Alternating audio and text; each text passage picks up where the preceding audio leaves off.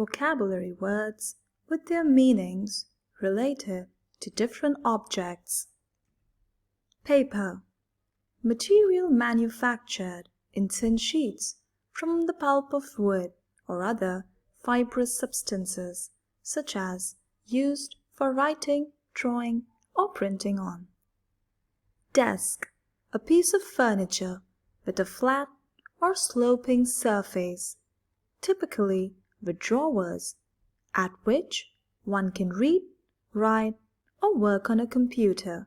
A computer, an electronic device for storing and processing data, typically in binary form, according to instructions given to it in a variable program. Backpack. A bag with shoulder straps that allow it to be carried on one's back, typically made of a strong, durable material, and used to carry belongings when hiking, traveling, or going to school. A person who carries a backpack and travels is called a backpacker.